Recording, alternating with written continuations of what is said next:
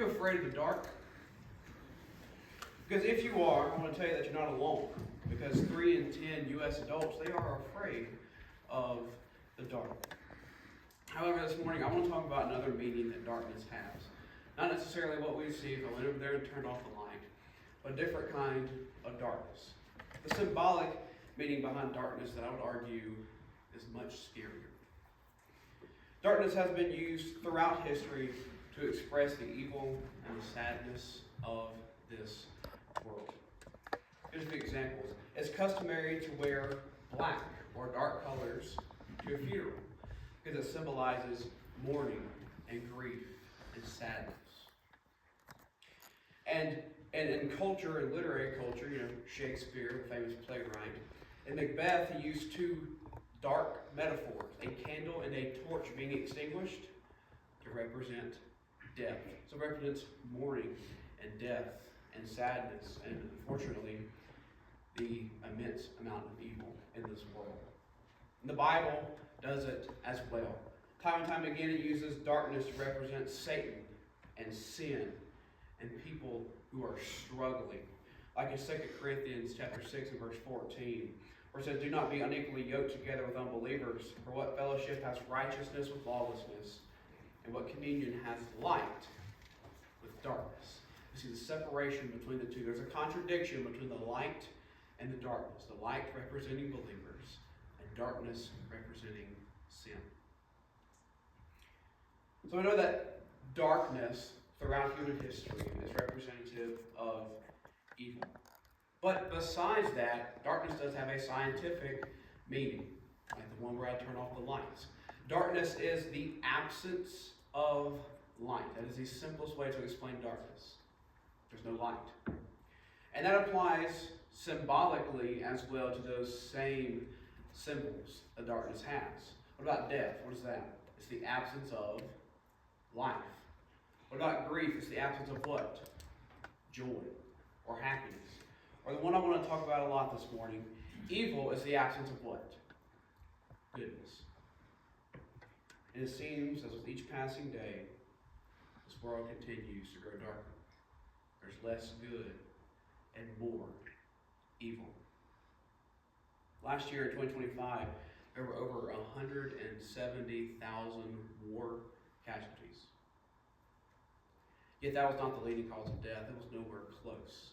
Number one was 73 million abortions. Already in 2026, I want to remind you that it's only January 18th. We have protests erupting across the country. A 19-year-old set fire to a synagogue in Jackson that's hitting close to home. And there have been 16 mass shootings, 2 of which are in the state of Mississippi. Again, it's the 18th. And I'm not the best at math, that's almost 1 per day. And that rate is extremely low for our historical averages. Now, more than ever, people are discouraged by the darkness in this world. Some of you are probably as well. Every day, another news headline, someone else is getting killed. Another war is being started. Another church is being burned. Now, this world has looked for a reason as to why we are so evil. They have looked for something to blame, how we have gotten to this point. The world's answer is societal pressures. So we've been psychologically pressured to do these things, or mental disorders and undiagnosed trauma. But they also look for an answer to this evil. How can we cope with this evil? How can we be encouraged in a world full of evil? Yet, in my research, I couldn't find one.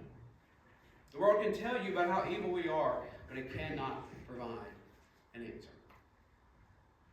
And that's why I make this statement. The only worldview that satisfies both the reason and the answer for evil is the Christian.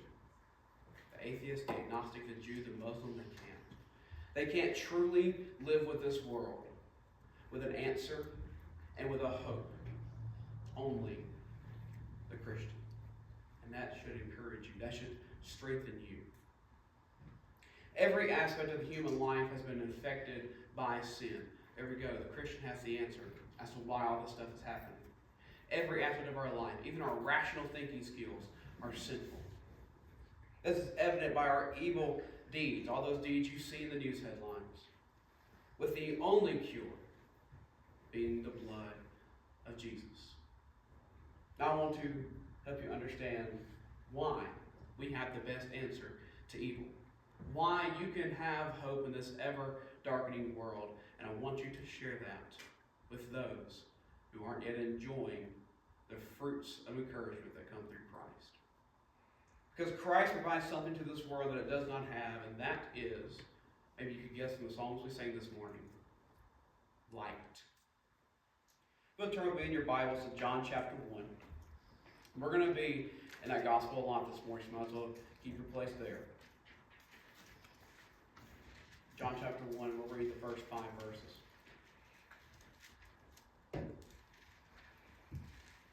In the beginning was the Word, and the Word was with God, and the Word was God. He was in the beginning with God, and all things were made through him. And without him nothing was made that was made. In him was life, and the life was the light of men. And the light shined in the darkness, and the darkness did not overcome it. It's a passage I'm sure all of us are familiar with, very integral and foundational to the Christian faith. In the beginning was the Word was with God, the Word was God. Jesus is God. He was in the beginning, created all things, in him is life. There's one sentence I want to really touch on in verse 4. The life was the light of men. Now, what does that mean? The light of men. There's something interesting going on in John's gospel. He continually calls upon Genesis motifs. Things that happen in the book of Genesis, he tells again in the beginning of his gospel. If you read Genesis 1:1 and John 1:1 beside each other, you'll see a lot of similar words, similar phrasing. Right? He starts in the beginning. Genesis 1:1. In the beginning, God created. John 1:1. In the beginning was the Word. And when he calls Jesus the life, he's calling upon Genesis 2:7.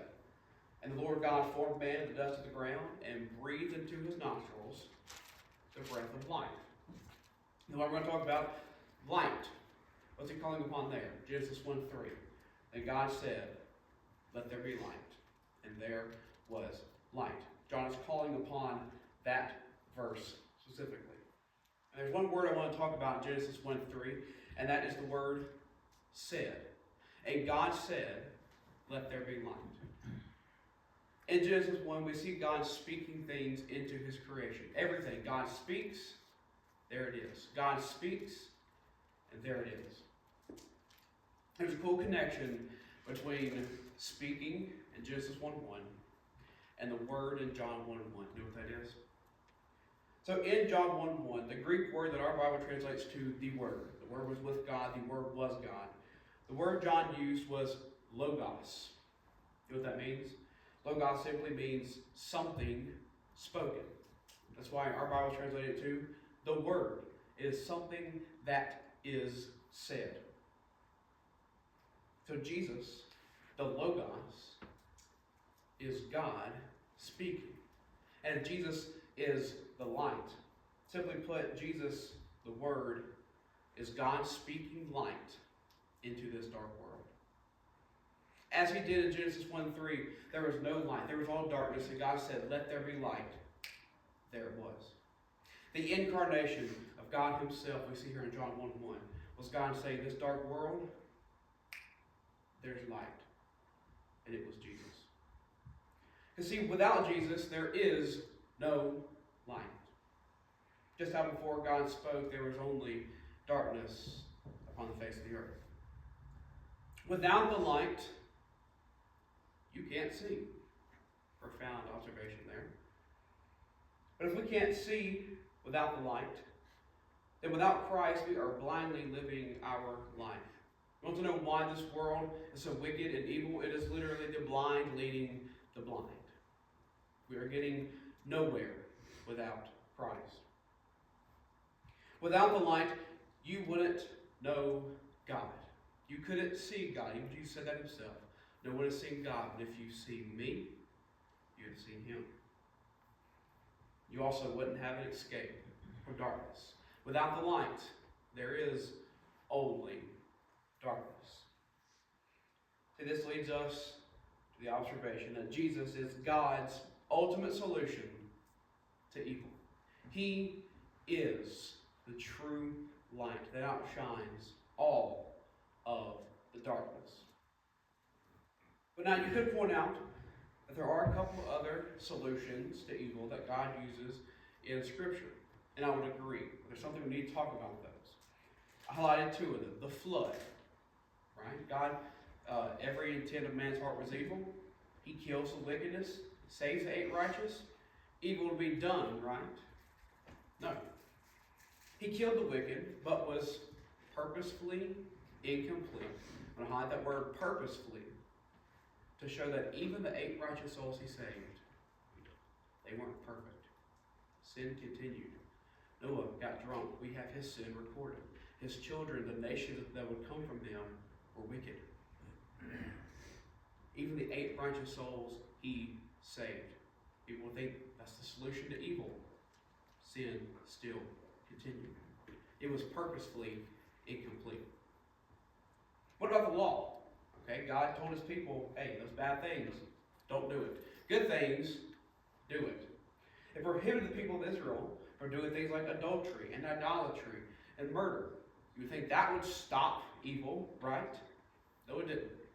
It was, go to the book of Hebrews, purposefully incomplete to show the necessity of a faith-based covenant in the future. You see, God made no mistake with incomplete acts. The flood was not a mistake. The law was not a mistake. It was meant to point us to Christ. As much as God has dominion over evil, he never fully extinguished it until Christ. That is how perfect Christ's light is, the ultimate source of light. In a dark world, there is none other like him. Jesus testified this in John chapter 8, verse 12. Jesus spoke to them saying, I am the light of this world. He who follows me shall not walk in darkness, but have the light of life. See, in that verse, those who follow me, they will be in this light as well. Jesus led by example as the light, as he also commanded you and I, as his disciples, to shine before others for his purpose. Matthew chapter 5, verses 14 through 16. You are the light of the world. A city that is set on a hill and cannot be hidden. Nor do they light a lamp and put it under a basket. They put it on a lampstand, and it gives light to all who are in the house. So let your light so shine before men, they may see your good works and glorify your Father in heaven. The light of Christ, he has given us the goal of shining it to others through our good works. Is that meant to glorify us? No. It's meant to glorify God. See, even though Christ isn't physically on this earth today, and even though they physically killed him, they thought that, hey, we turned off the light. It's done. He's in the grave. The stone is rolled over. The world is now our dark palace again. But the light of Christ continues to shine. It will never be put out through his people.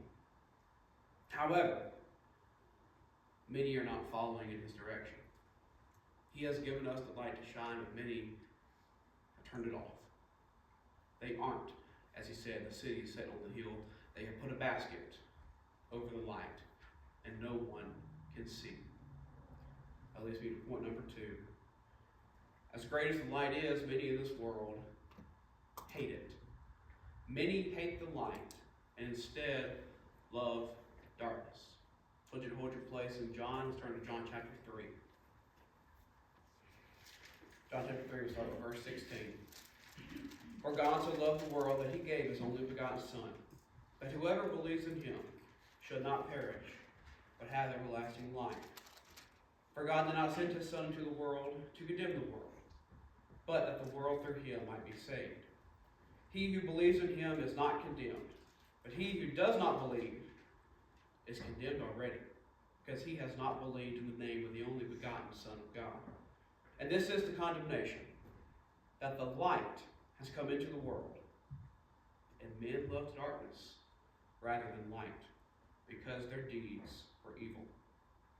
For everyone practicing evil hates the light, and does not come to the light, lest his deeds should be exposed. But he who does the truth comes to the light, that his deeds may be clearly seen, that they have been done in God. Again, another passage we're probably familiar with, the conversation with Nicodemus. The light of the world, the only begotten Son of God, has promised salvation to those that believe in him. However, people hate the light, as Jesus said, and they love darkness. Now, if they had just heard those previous points I made about how great the light of Christ is, why would they hate it? What's there to hate about the light of Christ? If it's so wonderful, why do so many continue to love the darkness and hate the light? Well, I found two reasons I want to share with you this morning. Reason number one, people are literally addicted to sin. We are psychologically addicted to sin as a society. Most sins release something in the brain called dopamine. Large amounts of dopamine. You might have heard it as the happy chemical. It's short-lived. It leaves you wanting more. It's a neurotransmitter made in your brain associated with pleasure and reward. Now, why do sinful acts increase dopamine in the brain? Because most sins give you instant gratification of the flesh. And it keeps the cycle of dopamine going over and over and over again in your mind. Here's some things that are rampant in our world that release extreme amounts of dopamine into the brain. Pornography. And the industry made over $71 million last year. People selling their bodies. 11% of men self-report addiction. So the actual number is astronomically higher. That's just self-reporting. 11% of American men is over 18 million. 18 million men in this country are addicted to pornography. Nicotine releases large amounts of dopamine to the brain. Thankfully, it's a declining industry, but it's estimated to be worth $68 million this year in 2026. 1 in 5 U.S. adults are still addicted to the chemical. And drugs, they release large amounts of dopamine into the brain, like heroin and cocaine. Again, in some places that's still illegal, so estimating the number of how many is sold and the worth of the industry is difficult. Well, we have a range from anywhere from $200 to $750 million worth of drugs. Thankfully, a declining number, around 80,000 Americans died from overdose last year. Now, what do all dopamine bombs have in common? Pornography, nicotine, drugs. They all lead to one thing: addiction. As a society, we are literally addicted to dopamine. We keep coming back for more. And where is most dopamine found? Sinful or harmful practices. That's why we love the darkness. We may not love what they are at face value, but we love the feeling we get when we do it. That is dopamine. It's short-lived. We want more and more and more. It gets us hooked, and we are addicted to our sin. And it's because of this addiction, this dark world has many feeling trapped and helpless. They keep going back for more. They want to turn around. They're stuck in it. The chains of addiction feel unbreakable. They feel like the light has been turned off and the door has been locked behind them. They are stuck in this dark room. They are alone and helpless.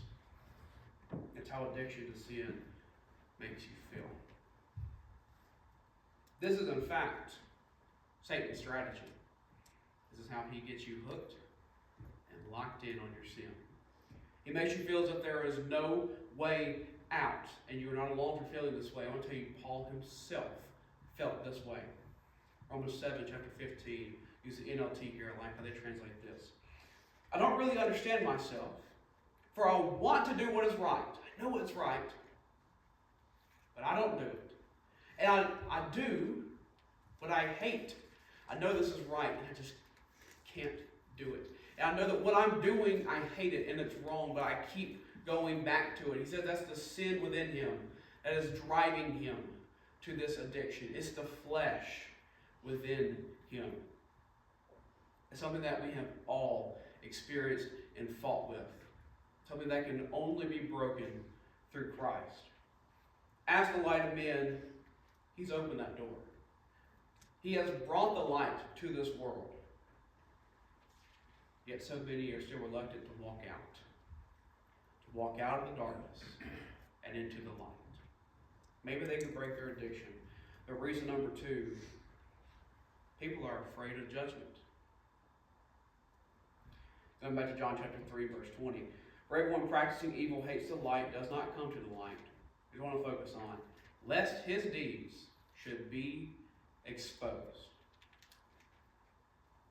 As a people, we are afraid of punishment and accountability. We do not like to be accountable for our actions. Because it requires us to admit the 3 hardest words anyone can say. You know what those are? I was wrong. That's accountability. It breaks our confidence and our ego. We have to accept that we're not perfect. We have to accept that we made a mistake. You know what that actually does? Decreases our dopamine. Punishment or exposure has the exact opposite effect of instant gratification through our sin. So not only have some not come to the light because they're addicted to the dopamine, but they're scared to come to the other side because of the punishment and exposure. Some will never come to Christ because it will force them to accept their sin before being forgiven. They have to say, I'm a sinner. That's the first step to being saved, to accept that you need salvation. That's a hard step for many to overcome. However, this strategy of just avoiding it is ultimately futile, as Christ will bring to light the sins of this world. Don't wait till that day. He will expose the sins. He will make those sins real on that day. Why not make them real this morning and lay them down? Romans chapter 8, verse 34. Who is he who condemns? Who has the power to condemn? It is Christ, who died and furthermore is also risen, who is even at the right hand of God, who also makes intercession for us. You're saying the same loving Christ who died for me will have the power to condemn me? Yes, he does. Yes, he does. Because as the light of the world, Jesus not only overcame darkness, but he makes things in the dark visible. If you go in a dark room and turn on the light, you can see things in the room. And if you don't, you trip over things. So Jesus does the same with the sin in the darkness. It doesn't just overcome the darkness. It doesn't just fill everything with light, but you can see what was in that darkness. He points out sin. That's exactly what he will do with the day of judgment. He will look at the darkness. His light will shine on what's in the darkness. And the things there will be judged accordingly. He is the light that will point out the things of darkness in the last day. He's also the one who is willing to forgive those things today. You don't have to be afraid of your deeds being exposed on the day of judgment if you will lay them down this morning. And finally, Christ is the light, and he hates the light. I want to encourage those of you here this morning who are partaking in that light. As evil as the world gets, I want to remind you that the darkness, it will never overcome the light. Something that makes Christianity the wonderful story it is the ultimate victory of good. You read a good book, you watch a good movie, what is one thing it has in common? The greater good wins in the end. The hero wins. The Bible's not different. It's the greatest story ever told. It seems as if the world has never been darker. But I can guarantee you we haven't even seen the worst. It will keep getting worse. And that's not meant to discourage you. It's not what I'm trying to do this morning. It's meant to put into perspective the overwhelming light of Christ. As bad as it gets, in the end, it will never triumph over Christ. Going back to John chapter 1 and verse 5. The light shines in the darkness, and the darkness has not overcome it. It will never triumph over the light that shines in the darkness. There's one message I want you to remember. Christ is greater. The next time you see the news headline, Christ is greater. The next time another war is started, Christ is greater. He's greater than addiction to sin. He's greater than dopamine and instant gratification. He is greater than discouragement. He is greater than fear of judgment. He is greater than all the evil of this world and whatever the enemy can toss our way. He has promised us peace in the tribulations of life. He is so much greater than these things that he has overcome them. And he doesn't promise this peace because they will cease, because they'll go away. He doesn't say the wars will stop. He doesn't say the tears will stop flowing. He doesn't say that we will have the power to overcome them. But he does say that he has already won. He has already defeated evil. John 16, verse 33. These things I have spoken to you, that in me you may have peace. In the world, you will have tribulation. He's not denying it. But be of good cheer. I have overcome the world. Jesus isn't denying the darkness in this world. He's proclaiming victory over it. So in closing, every day brings another reminder of how dark this world is. Every day, everywhere we turn, something happens. It's almost sickening at this point, not even saddening. I want to remind you that Jesus is the light, and that he is brighter than anything the world can offer. And if only we could realize that, then our love for darkness would cease. We would begin to hate the darkness. See, there's an interesting relationship between sin and Jesus. Sin makes you hate Jesus. Jesus should make you hate sin. If you haven't gotten to the point where that changes, you can this morning. If you haven't left this world of darkness, if you are still loving this world of darkness and hating Christ, you can abide in the light of Christ by coming to him in faith. Why not do it now? If you have, I want to remind you that the world is only getting darker. But Jesus hasn't gotten any dimmer. He stood just as bright as he was, and forever will be. He has overcome the world, and he's prepared a place where there is only light. There's a place where there is no darkness. Revelation 21, verse 4. There's a place where God will wipe away every tear from their eyes. There will be no more death, no more sorrow, no more crying. There shall be no more pain. For the former things, darkness is gone. It's passed away. If you don't have the promise of that home, if you're afraid of the deeds that will be exposed on that day, if you have not come to the light, why not?